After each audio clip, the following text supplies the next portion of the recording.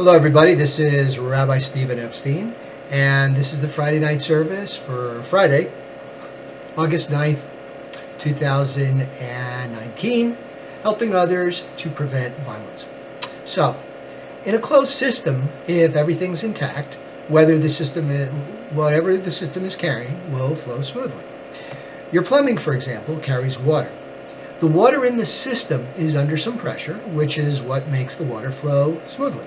If the system develops a breach, water now leaks out of the system and the pressure drops, slowing or impeding the flow of the whole system. Consider this as a metaphor for society.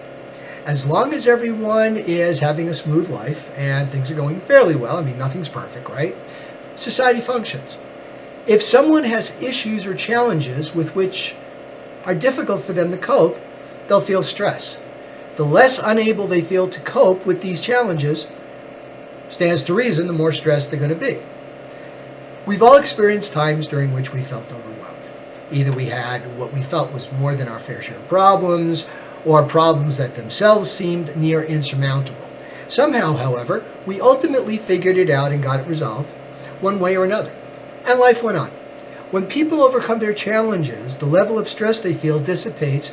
They are now feeling calmer and can go on with their lives. Some people, for whatever reason, didn't make it work. They either felt the pressure from the challenges were too much to handle or couldn't muster the mindset to overcome the challenges. These other people are stuck and are probably now seeing life as hostile. It's against them and too much. Their pressure's building. When people leave problems alone, they typically build. One thing leads to another. Now, instead of having maybe one or two things to resolve, they have a whole host of problems. Their frustration level now builds like the top of a pressure cooker. With no way to alleviate the pressure, the top blows. These people are now a ticking time bomb looking for a way to act out their frustration. So, within the last 2 weeks or so, we've seen 3 situations of mass killing. People armed themselves and took out their frustrations on complete strangers. Perhaps the above discussed scenario is what led him to these heinous and horrific acts of terror. We don't know. Maybe we can deduce from past experiences and our knowledge of human behavior what led to these horrible acts of acting out. The foregoing is not meant to place blame on society and see these people as helpless victims. These were adults, and so far it seems each perpetrator was completely cognizant of what they were doing.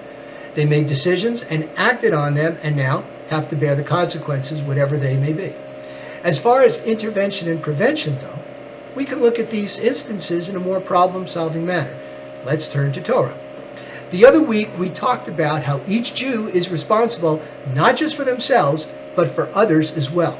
We talked about the paragraphs of the Shema and how the first paragraph talks about performing commandments in the singular, and the second paragraph talks about performing commandments in the plural. There are other commandments that addresses group consciousness as well. At the very top of the list, we are commanded to love our fellow as ourselves. Taking a practical approach to this commandment, it would be a good start with respect. Respect others. We are also commanded to help our fellow who is stranded by the road. If we have a choice of helping someone we like versus someone we don't like, according to the sages, that's right, we help the person we don't like first. We are commanded to help people who are in financial straits and not worry about any compensation because Hashem says He will compensate you for your generosity. Our society has become a dog-eat-dog world. Good paying jobs are few and people are very competitive. Opportunity has diminished over the years and feels like while wages stagnate, taxes keep increasing.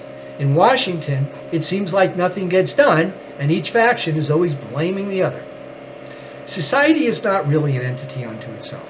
Society takes on the character of the individuals that make up the society. A forest is lush because each tree is beautiful. If you have one bad tree or one bad apple in the bunch, what do people notice? It also spoils the whole picture, right? You want to make the forest look beautiful again? Nourish the weak tree. It's really up to us. When people feel they live in a society in which they matter and resources are available, sure, there are still challenges, but there is hope and more of an expectation that their challenges will be resolved. Otherwise, there becomes this mindset that to succeed in a hostile environment, you have to be hostile. Only the strong survive and take what you can while you can. Again, this is not blaming society as a whole, but rather a way to alleviate some societal stress so the next potential terrorist may not feel that they have to act out.